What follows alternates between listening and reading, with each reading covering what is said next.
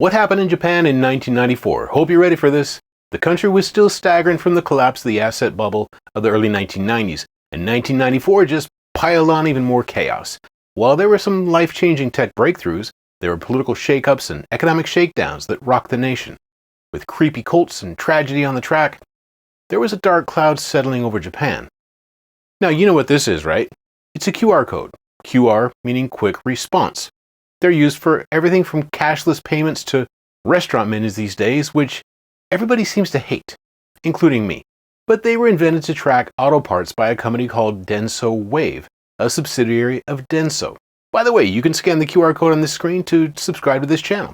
Now, I know there's some gamers watching the channel, so let's get right into console wars. There were two major launches in 1994. In November, Sega launched the Sega Saturn in Japan. It had some momentum until Sony stole the show. On December 3rd, Sony dropped the original PlayStation with CD-ROMs and 3D graphics. It redefined what video games could be. The tagline? Play has no limits, which is true if you've ever stayed up for 48 hours playing Ridge Racer. Let's talk about the economy. What would make the exchange rate easy to calculate?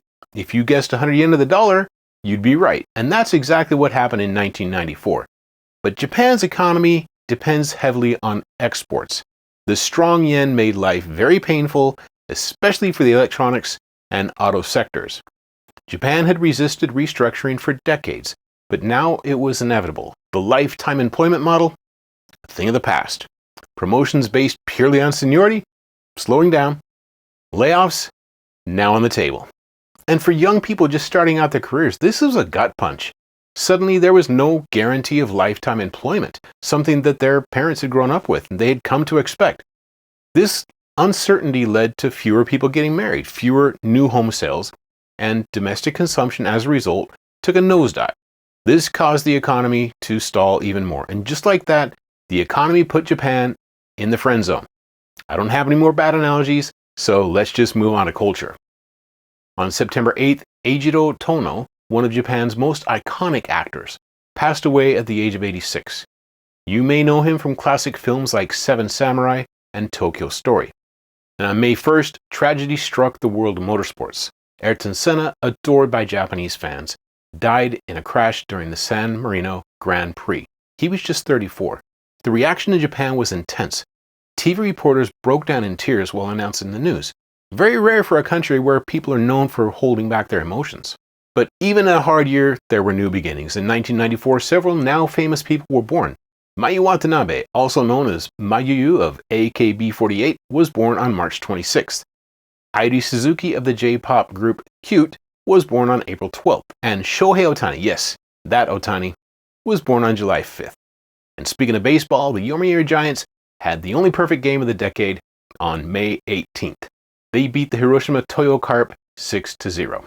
Now let's talk architecture. We haven't done that on this series yet, but now's a good time to start because on April 25th, the Shinjuku Park Tower opened. It was designed by Kenzo Tange, and the upper floors of the tower house the Park Hyatt Hotel, the same hotel featured in Lost in Translation.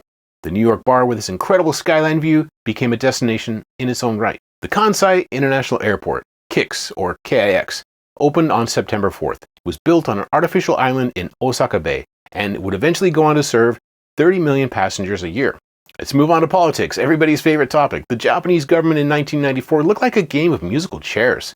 First, Prime Minister Morihiro Hosokawa, who came in promising reforms, was forced to resign in April after only 8 months in office under allegations of financial misconduct. So much for reforms. Quick note, in the 1993 video, I called him Morihiko Hosokawa. I apologize for the mistake, but unlike him, I won't be resigning. So back to the story.